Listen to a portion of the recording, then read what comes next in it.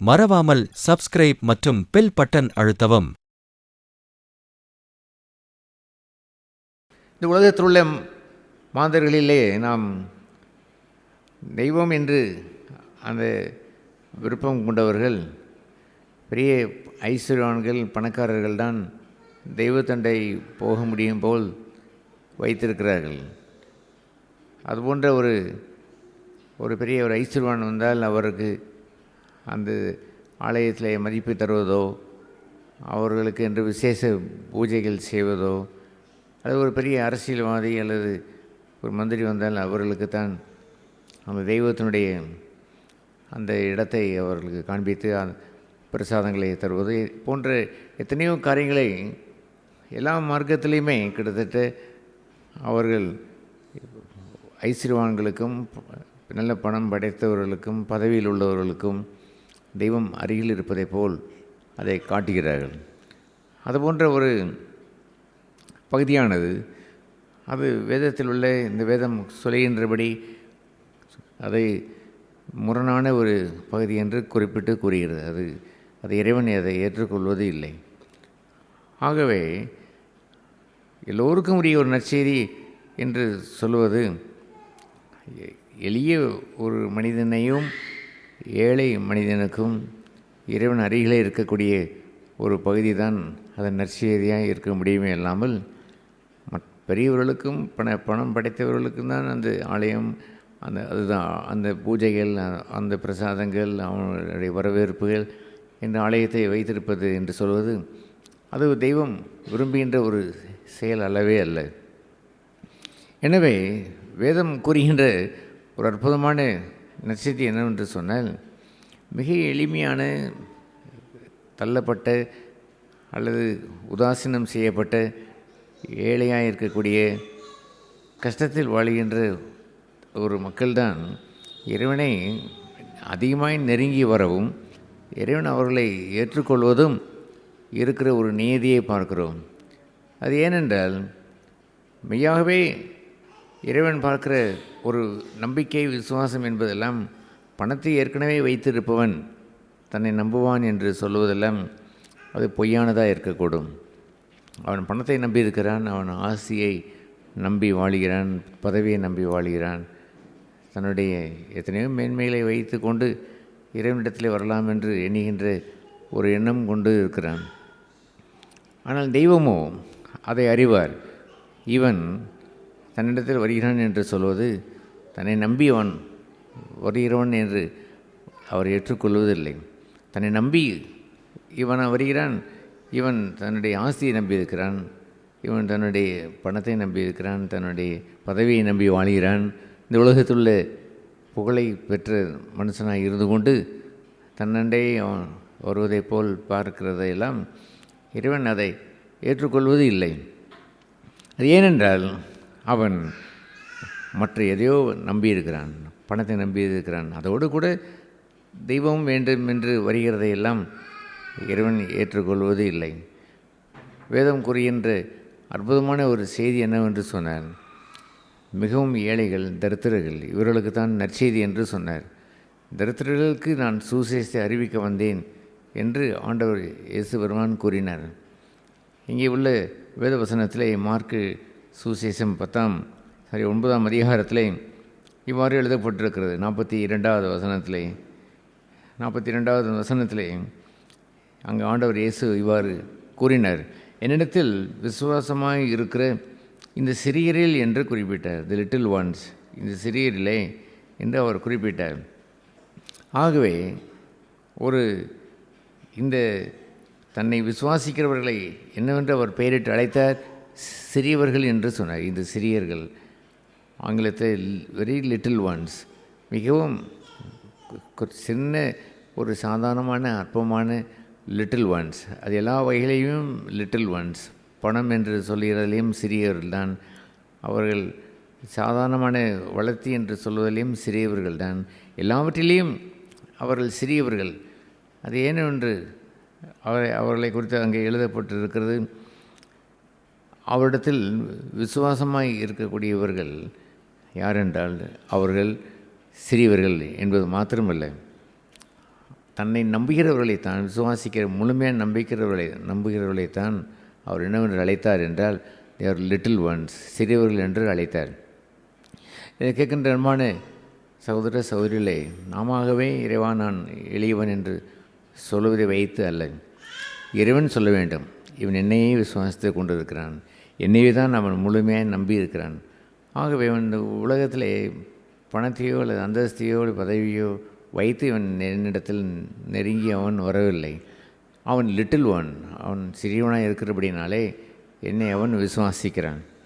அதுபோன்ற ஒரு பாக்கியமான ஒரு இடம் என்று இருக்கிறதே, அதை ஏனோ அநேகர் காண்பது இல்லை. அந்த சிறியவன் என்று இருக்கக்கூடிய ஒரு பகுதியைத்தான் இறைவன் விரும்புகிறார். தன்னை நம்பி வாழ்கிறவன் யாரோ அவன் சிறியவன். அவன் எந்த நாட்களிலேயும் தன்னை ஒரு மேன்மையாக வேறு ஒன்றை வைத்து அவன் வாழப்போவது இல்லை. ஏனென்றால் அவனுக்கு தெய்வந்தான் கதி என்று அவன் வாழுகிறான். ஆகவே அவர் கூறினார், என்னை இவர்கள்தான் விசுவாசிக்கிறார்கள், இவன்தான் சிறியவன், என்னை நம்பியிருக்கிற இவன் சிறியவன் என்று ஏற்றுக்கொள்கிறார். இது ஆச்சரியமான ஒரு பகுதியாய் இந்த அதிகாரம் முழுவதிலேயும் இல்லாவிட்டாலும் அதிகமான பகுதியிலே அதை வைத்து அதை எடுத்து இயேசுபிரான் கூறுவார். அதில் ஒன்று என்னவென்றால், அந்த 36ஆம் முந்தின வசனத்தில் எழுதியிருக்கிற 36ஆம் வசனத்திலே ஒரு சிறு பிள்ளையை, அந்த லிட்டில் ஒன் சின்ன பிள்ளையை அவர் எடுத்து அதை அவர் நடுவிலே நிறுத்தி, இந்த உலகத்திற்கே நடுவில் நிறுத்தினதை போல தான் அந்த எதை அவர் எடுத்து காட்ட அவர் விரும்புகிறார். பாருங்கள், நான் இவர்கள் யார் என்னை விசுவாசிக்கிறேன் என்பதை உங்களுக்கு எடுத்து காண்பிக்கிறேன். இது போன்ற ஒரு சிறு பிள்ளையாக இருக்கிறவன், எளிமையானவன் தான் என்னை விசுவாசிக்கிறவன் என்று அதை நடுவில் நிறுத்தி அதை அணைத்து கொண்டார் என்று எழுதியிருக்கிறது. இதை கேட்டீர்களாம், ஒரு சிறு குழந்தையை, அவர் தன்னையே விசுவாசிக்கிற ஒரு சிறு குழந்தையை தன்னோடு அணைத்து கொள்கின்ற தெய்வம். அவ்விதமாய் என்னுடைய வாழ்க்கையிலே, நம்ம எல்லோருடைய வாழ்க்கையிலையும் ஒரு பிள்ளையை கையிலே தூக்கி அணைத்து கொள்வதை போல் இறைவன் உங்களை அணைத்து கொள்வது என்று சொல்வது ஆச்சரியமான ஒரு காரியம் இல்லையா? எத்தனையோ வீடுகளிலே சில படங்களிலே இயேசு பெருமான் ஒரு சிறிய ஒரு ஆட்டுக்குட்டியை தோளிலே போட்டு இருப்பதை போல் அங்கே படம் வைத்திருப்பார்கள். ஆனால் அதைவிட மேலே என்னவென்று சொன்னால், அந்த தோளில் போட்டு அணைத்திருக்கிற அந்த ஆட்டுக்குட்டியை விட நம்மை ஒரு சிறு பிள்ளையாய் அவர் கருதி தன்னையே நம்பியிருக்கிற சிறு பிள்ளை என்று அறிந்து அதை அணைத்து கொள்கிறார். பாருங்கள், அதுபோன்ற ஒரு பாதுகாவல் யாருக்கு அவர் தருகிறார்? தன்னையே விசுவாசிக்கிற, வேறொன்றையும் அறியாத ஒரு சிறு லிட்டில் ஒன், சின்ன பிள்ளை, எல்லாவற்றிலும் தன்னை சிறியவன் என்று கண்டவர்கள்தான் தெய்வத்தை அவர்கள் அதிகமாக விசுவாசிக்கிறபடினாலே அவர்களைத்தான் நடுவிலே கொண்டு வந்து வைக்கிறார். அதை ஒரு சமுதாயத்தில் வைக்கிறார், ஒரு ஆலயத்தில் வைக்கிறார். இந்த உலகத்திலேயே அதை சிறு பிள்ளையைத்தான் நடுவிலே கொண்டு வந்து வைத்து அந்த சிறு பிள்ளையைத்தான் அவர் அணைத்து கொள்கிறார். இது போன்ற ஒரு பாக்கியத்தை நாம் வைத்திருந்திருக்க வேண்டாமா? அந்த சிறிய ஆட்டுக்குட்டியை தோளில் அணைத்து கொள்கிற அந்த இயேசுபிரான் போலவே இங்கே அவர் சொல்கிறார், அதை விட மேலாய் என்னையே அவர் தோளிலே வைத்து அணைத்து கொள்கிற ஒரு அற்புதமான ஒரு செயலை இங்கே பார்க்கிறோம். ஆகவே நான் எப்பொழுதுமே தெய்வத்தினுடைய அரவணைப்பிலே, அவருடைய பாதுகாப்பிலே, அவர் என்னை தோளிலே வைத்து கொள்கின்ற அந்த பாக்கியத்தை இழந்து விடக்கூடாது. நீங்கள் அவரே விசுவாசிக்கிறவர்களாக இருந்தால் மாத்திரம்தான் நீங்கள் என்ன என்று அழைக்கப்படுவீர்கள்? இந்த சிறு குழந்தை என்று அழைக்கப்படுவீர்கள். லிட்டில் ஒன்ஸ் என்றால் அவ்வளோதான், அதை விட சிறியதென்று ஒன்றுமே இல்லை. அவ்வளவு தன்னை சிறுமைப்பட்ட ஒரு பிள்ளையாய் தன்னை பார்க்கிறவர்கள் எவர்களோ அவர்கள் மாத்திரம்தான் இறைவனை முழுமையாய் நம்பியிருப்பார்கள். அவர்களை தெய்வம் என்ன செய்து கொள்கிறார்? தன் தோளிலே வைத்து அணைத்து கொள்கிறார் என்று எழுதியிருக்கிறது. மீண்டும் அதை கீழே அவர் சொல்ல வரும்பொழுது என்னவென்று சொல்லுவார்? நீங்கள் கிறிஸ்துவனுடையவர்களாக இருக்கிறீர்கள் என்று சொல்லுவார். நீங்கள் கிறிஸ்துவனுடையவர்களாக இருக்கிறது நிமித்தம் அவர் என்ன சொல்வார்? நானே எல்லாம் செய்வேன் என்பதை விட இன்னொன்றை அவர் எடுத்து சொன்னார். உங்களை நீங்கள் தெய்வத்தின் பிள்ளை என்று அறிந்து, இறைவனை விசுவாசிக்கணும் என்று அறிந்து, ஒரு கலசம் உங்களுக்கு தண்ணீர் கொடுத்தால் கூட அதை குறித்து நான் மகிழ்ச்சி அடைவேன். என்ன, என்னுடைய பிள்ளைக்கு, என்னுடைய ஆதரவை நம்பி வாழ்கின்ற ஒரு பிள்ளைக்கு ஒருவன் உதவி செய்வதை அவர் காணும் பொழுது அவர் மகிழ்ச்சி அடைந்து அதை குறித்து என்ன ஒன்று சொல்லுவார், அவனுக்கு நான் என்னுடைய பலனை, அவனுக்கு ஒரு ரிவார்டு, அவனுக்கு ஒரு பரிசை நான் தருவேன் என்று அவர் கூறினார். இது ஒரு ஆச்சரியமான ஒரு பகுதி இல்லையாம். இதெல்லாம் வாசிக்கும் பொழுது நம்முடைய உள்ளத்தில் நாம் என்ன அடைய வேண்டும் என்றால், இறைவா, இது போன்ற ஒரு உண்மையே நம்பியிருக்கிற, வேறு எதையும் நம்பியிருக்காத ஒரு லிட்டில் ஒன், சிறு பிள்ளையாகவே நான் உம்மண்டையிலே நான் வாழ விரும்புகிறேன் என்று நாம் சொல்ல வேண்டாமா? அதுபோன்ற ஒரு மக்களாய் இருப்பது தான் தெய்வத்தை விசுவாசித்து வாழ்கின்ற மக்களாய் அவர்கள் இருந்துவிட முடியும். அது மாத்திரமல்ல, நமக்கு எப்படிப்பட்ட பாதுகாப்பை தருகிறார் என்பதையும் அந்த அடுத்த வசனத்திலே சொல்லப்பட்டிருக்கிறது. அந்த 42வது அந்த வசனத்தில் என்ன எழுதியிருக்கிறது என்று சொன்னால், என்னை விசுவாசித்திருக்கிற இந்த சிறியரிலே ஒருவனுக்கு இடரல் உண்டாக்குறவன் எவனோ, இடரல் என்று சொன்னால் தீங்கு செய்கிறவன். வேதத்திலே ஒரு முறை ஆண்டவர் சொன்னார், உங்களை தொடுகிறவன் என் கண்ணின் மணியை தொடுகிறான் என்று சொன்னார். அதுபோல் நம்மை அவர் தன்னுடைய கண்ணின் மணியாகவே உங்களை வைத்து கொள்கிறார். ஆகவே இந்த சிறியரிலே நீங்கள் யாராவது ஒருவனுக்கு நீ இடரல் உண்டாக்கினால் அவனுக்கு நான் தண்டனை கொடுப்பேன் என்று அவர் சொன்னார். என்னையே நம்பி வாழுகின்ற ஒரு மனிதனுக்கு இடரலாக உண்டாக்குறீர்கள், அவனுக்கு வீணான இடரலையும் துன்பத்தையும் உண்டாக்குறீர்களா? அவனுக்கு நான் என்ன பனிஷ்மெண்ட் தருவேன் என்று தெரியுமா? அவனுடைய கழுத்திலே இயந்திரக்கல்லை கட்டி சமுத்திரத்தின் ஆழத்திலே போடுவது அவனுக்கு நலமாக இருக்கும், அப்படி நான் போட்டு விடுவேன் என்று ஒரு பனிஷ்மெண்ட்டையும் அவர் கூறினார். அது இறைவனுக்குரிய வார்த்தை. அதை நாம் யாருக்கும் நாம் சொல்லுவதில்லை. நாம் யாரையும் பார்த்து உங்கள் தலையிலே இயந்திரக்கல்லை கட்டி சமுத்திரத்தில் நான் போடுவேன் என்றோ, இறைவன் உங்களை போடப் போகிறார் என்று சொல்லுவதோ நாம் சொல்லுவதற்கு உரிமை இல்லை, நாம் சொல்லப்போவதும் இல்லை. பட் காட், தேவன் சொல்வதை கவனித்தீர்களா? நான் உங்களை அப்படியே நான் சிறியவர்களாய் நான் பார்த்து உங்களை அணைத்து, நீங்கள் கிறிஸ்துவனுடையவர்களாய் இருக்கிற நிமித்தம் உங்களை பாதுகாக்கிற அந்த பாதுகாப்பிலே உங்களுக்கு யாராவது உதவி செய்தார் என்றால் அதற்கு நான் பிரதிபலனை தருவேன். வெறும் கலசம் தண்ணீர் கொடுத்தால் கூட பிரதிபலனை அவளுக்கு நான் கண்டிப்பாக தருவேன். அதே சமயம் உங்களுக்கு யாராவது தீங்கு செய்வார் என்று சொன்னால் அதை நான் பார்த்து சும்மா இருக்க மாட்டேன். நான் அவர்களை தண்டிப்பேன். அவர்களை தண்டித்து அவள் தலையில் இயந்திரக்கல்லை கட்டி சமுத்திரத்தின் ஆலயத்திலே நான் தூக்கி போட்டு விடுவேன் என்று சொல்கிறாரே பாருங்கள். இதெல்லாம் கேட்பதற்கு மிகைப்படுத்தினது போல தோன்றினாலும் அது இறைவனுடைய வார்த்தை, அது மாறாத வார்த்தை. அதை நாம் ஒன்றும் கேள்வி ஏற்பதில்லை. அது இறைவனுடைய பங்காய் வைத்து நாம் பார்க்கிறோம். ஆனால் அதில் உள்ள ஒரு ரகசியம் என்னவென்று சொன்னால், எப்படிப்பட்ட ஒரு பாதுகாப்பை இந்த சிறியவர்களுக்கு தருகிறார் என்பதை பாருங்கள். அவரையே விசுவாசிக்கிற சிறியர்கள், வேறு எதையும் நம்பாதவர்கள், வேறு எதையும் நம்பியிருந்தாலும் பெரியவர்களாய் மாறியிருப்பார்கள். நாம் முதலில் சொன்னதை போல் ஆலயத்தில் அவர்கள் செல்லும் பொழுது அவர்களுக்கு பெரிய வரவேற்பு இருக்கும், அவர்களுக்கு பெரிய அந்த பிரசாதங்கள் இருக்கும், பெரிய பூஜைகள் நடைபெறும், பெரிய பெரிய அந்த பணக்காரர்களுக்கெல்லாம் வரவேற்பு இருக்கிறதை அதுபோன்று இருக்கக்கூடியவர்களாக இல்லை. அவரை ஆண்டவர் ஏற்றுக்கொள்வதில்லை என்று அவர் சொன்னார். தன் பார்வையில் சிறியவனாக இருக்கிறவன், தன்னையே நம்பி வாழ்கின்ற ஒரு மனிதன், அவனைத்தான் ஆண்டவர் சொன்னார் இவன் சிறியவன் என்று பெயரிட்டார். நீங்களாக சொல்வதல்ல, அவர் பெயரிட வேண்டும். இவன் என்னையே நம்பியிருக்கிறவன், ஆகவே இவன் ஹீஸ் மை லிட்டில் ஒன், என்னுடைய சிறியவன் என்று சொல்லுவார். அந்த சிறுபிள்ளையை நடுவில் நிறுத்துவார், சமுதாயத்தில் நிறுத்துவார், ஒரு ஒரு ஒரு ஒரு சபையில் நிறுத்துவார். இந்த உலகத்திலேயே நான் நடுவாய் அவனை நிறுத்தி தோளில் அவனை தூக்கி வைத்து அணைத்து கொள்வார். இது போன்ற ஒரு பாக்கியத்தை தான் ஒரு மெய்யான கிறிஸ்தவன் பெற்றிருக்கிறான். ஒரு நல்ல ஒரு கிறிஸ்தவன் என்று சொல்வது, தெய்வத்தை நம்ம தேடி வந்த தெய்வத்தை அவன் ஆதரவாய் கொண்டு அவருடைய கையிலே போய் சிறுபிள்ளையை போல் அரவணைக்கப்படுகின்ற பாக்கியம் பெற்றவன். இந்த வேத புத்தகத்திலே, அந்த சங்கீத புத்தகத்திலே இவ்வாறு எழுதப்பட்டிருக்கிறது. என்ன எழுதப்பட்டிருக்கிறது என்று சொன்னால், அவரையே நம்பியிருக்கிறவன் உன்னை குறித்து அவர் கூறுவார். எப்படி அவர் கூறுவார்? நான் என் தாயினுடைய வயிற்றில் இருக்கும் பொழுதே என்னை அவர் நம்பும்படி செய்தார் என்று எழுதியிருக்கிறது. ரெண்டாவதாக என்ன சொல்லுவார்? நான் என் தாயின் மடியிலே நான் பால் குடித்து கொண்டிருந்த நேரம் இருக்கிறதே, நான் என் தாயைத்தான் நம்பியிருக்கிறேன் என்று எண்ணுகிறீர்களோ? இல்லை, அந்த நேரத்தில் கூட, அந்த ஆரம்ப நாட்கள் முதல் கூட தாயவே நம்பியிருக்கிறேன் என்று அல்ல, என் தாயினுடைய பால் அறிந்து கொண்டிருக்கிற அந்த மடியில் இருக்கும் பொழுது கூட நான் உம்மை நம்பும்படி செய்தீர் என்று அவர் சொல்லுவார். தங்களுடைய வாழ்க்கையினுடைய எல்லையை நீங்கள் கண்டீர்களா? ஃப்ரம் த பிகினிங், அந்த ஆரம்ப நாட்கள் தொடங்கி இன்று வரை ஐ ட்ரஸ்ட் காட், நான் தேவனே நம்பி வாழ்கிறேன் என்ற ஒரு பகுதியை அதை அவர் சொல்லுவார். அந்த சங்கீத புத்தகம் 22ஆம் அதிகாரத்திலே அதை நாம் வாசிக்கிறோம். சங்கீதம் 22 அவர் எடுத்து அதை எப்படி அதை கூறுகிறார்?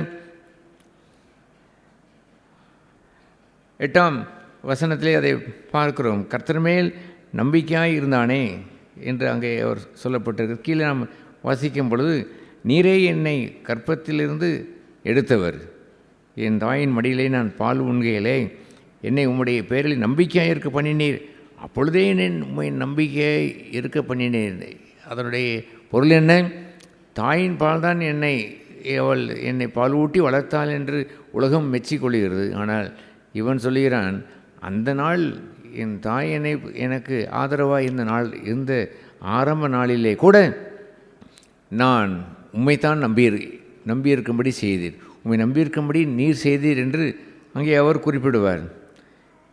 ஆகவே தொடர்ந்து அதை கீழே உள்ள அந்த பகுதியில் என்ன எழுதியிருக்கிறது என்று சொன்னால், இறைவா 11ஆம் வசனத்திலே, என்னை விட்டு தூரமாகி போய்விடாதரும், ஆபத்து கிட்டியிருக்கிறது, வேறு யாரும் எனக்கு துணை இல்லை, சகாயர் என்று ஒருவருமே இல்லை என்று அவர் கூறுவார். இறைவனை நீ ஒருவரே தவிர எனக்கு வேறு கதி இல்லை என்று சொல்வது இந்த உலகத்திலே சில சமயங்களிலே ஒன்றும் நாதியற்ற நிலையிலே யாராவது சொல்வது கொண்டு, எனக்கு இறைவனை தவிர வேறு வழி இல்லை என்று சொல்லுவார்கள். ஆனால் தாயின் மடியிலே இருக்கும் பொழுதோ தான் ஒரு ஆதரவு போல் உலகத்தில் சில காரியங்கள் இருந்தாலுமே கூட அந்த எல்லாம் புறக்கணித்து விட்டு, எனக்கு வேறு யாரும் எனக்கு துணை இல்லை, உதவி என்பது சகாயம் என்பது எங்கிருந்தும் எனக்கு இல்லை என்று சொல்லுவதெல்லாம், நீரே என் கதி, நீரே என்னுடைய நம்பிக்கை, உண்மையே நான் நம்பி வாழ்கிறேன் என்று சொல்லுகின்ற ஒரு இடம் இருக்கிறதே. அதை எப்படி அவர் பெற்றுக்கொண்டார்? நீர் இறைவா உண்மையே நம்பியிருக்கும்படி என்னை செய்து விட்டீரே என்று அவர் கூறுவார். அதுபோன்று ஒரு வாக்கியத்தை நீங்கள் அடையும் பொழுது, இறைவனே நான் உம்மை நம்பியிருக்கிறேன் என்று சொல்வதை, நீரே அதை நம்பியிருக்கும்படி செய்தீர் என்று சொல்கிற அந்த ஒரு இடம் இருக்கிறதே, அந்த பந்தம் இருக்கிறதே, அந்த பாசம் இருக்கிறதே, நெருக்கம் இருக்கிறதே, அது வேண்டும். இறைவனே இதை செய்தார், அவர் நம்பியிருக்கும்படி இறைவனே என்னை நடத்தினார், என்னுடைய தாயின் மடியில் இருக்கும் பொழுதே அவரை நான் நம்பியிருக்கும்படி செய்தார், நான் தாயின் கற்பத்தில் இருக்கும் பொழுதே அவரை நம்பியிருக்கும்படி செய்தார். அந்த தாயினுடைய கற்பத்தில் இருக்கக்கூடிய அந்த பிளசண்டா என்று சொல்லுகின்ற அந்த தொப்புள் கொடி இருந்து பொசித்தாலுமே கூட அதல்ல, நீரே உண்மையே நம்பியிருக்கும்படி என்னை செய்தீர் என்று சொல்லுவார். இது போன்ற ஒரு அற்புதமான ஒரு பாக்கியம்தான் இயேசுபிரான் குறிப்பிட்டு, இந்த லிட்டில் ஒன்ஸ், இந்த சிறு பிள்ளைகள் அவர்கள் என்னை விசுவாசிக்கிறார்கள் என்று கூறி அவர்களை அணைத்து கொண்டார். அவர்களை தோளிலே வைத்து அணைத்து பாதுகாத்து கொண்டார். ஒரு துன்பம், ஒரு கஷ்டம், ஒரு வேதனை என்று ஒரு வரும்பொழுதெல்லாம் உங்களுக்கு வர வேண்டிய மிகப்பெரிய ஆறுதல் என்னவென்று தெரியுமா? என்னை அவர் தோளிலே வைத்து அணைத்திருக்கிறார், அவருடைய கையிலே நான் இருக்கிறேன், ஒன்றும் எனக்கு சேதம் வராது. இயேசுபெருமான் ஒரு முறை கூறின பொழுது, ஒரு காசுக்கு 2 அடைக்கலான் குருவிகளை வாங்குகிறீர்களே, அதில் ஒன்றாயிலும் என் பிதாவின் கையிலிருந்து கீழே விழாது என்று அவர் சொன்னார். ஒரு குருவியை பாதுகாக்கிறதை விட மேலாய் நம்மை அவர் பாதுகாக்கிறாரே பாருங்கள். அப்படி உங்களை அணைத்து கொண்டு தன்னுடைய கையிலே பாதுகாத்து வைத்திருக்கிறார். அவர் கையிலிருந்து ஒன்றும் கீழே விழுவதில்லை என்று திரும்ப திரும்ப இயேசு பெருமான் கூறினார். அவர் சொன்னார், என் கையிலே கொடுக்கப்பட்டவைகள் எதுவோ அதை நான் பாதுகாக்கிறேன், யாரும் அதை பறித்து கொள்ள முடியாதென்று அதை குறிப்பிட்டார். உங்கள் தலையில் முடியை நான் எண்ணி வைத்திருக்கிறேன், ஒன்றாயிலும் கீழே விழுவதில்லை என்றும் அவர் கூறினார். இவ்விதமாய் இறைவனுடைய பாதுகாப்பையே நம்பி வாழுகின்ற ஒரு வாழ்க்கை இருக்கிறதே, அதை அநேகர் பெற்று வாழவில்லை, அநேகர் பெற்று ருசித்து அதை அனுபவித்து வாழவில்லை. இந்த மாலை வேளையிலும் இறைவனையே நம்பி வாழ்கின்ற இந்த வாழ்க்கையை, இயேசுபிரான் கற்றுக் கொடுத்த தெய்வத்தை நம்பி வாழ்கின்ற இந்த வாழ்க்கையை நீங்கள் யாவரும் பெற்றுக்கொள்ள வேண்டும். உங்களை பார்த்து அவர் சொல்ல வேண்டும், இந்த லிட்டில் ஒன்ஸ், இந்த சிறியவர்களிலே இவர்கள் என்னை நம்பியிருக்கிறார்கள், ஆகவே இவர்களுக்கு யாராவது உதவி செய்தால் எனக்கே செய்த உதவி என்று அதை அவர் சொல்லுவார். யாராவது தீமை செய்தால் அவரை நான் தண்டிக்காமல் விடமாட்டேன் என்று அவர் கூறுவார். அவரையே நம்பி வாழுவதற்கு அவரே எனக்கு உதவி செய்தார், என் தாயின் மடியில் இருக்கும் பொழுதே அவர் நம்பும்படி செய்து விட்டார் என்று சொல்கின்ற ஒரு பாக்கியம் இருக்கிறதே, அதை பெற்றுக்கொண்டு நிரந்தரமாய் அவரையே நம்பி வாழ்கின்ற வாழ்க்கையை நம்ம எல்லோரும் வாழ இறைவன் அருள் புரிவாராக. மறவாமல் சப்ஸ்கிரைப் மற்றும் பெல் பட்டன் அழுத்தவும்.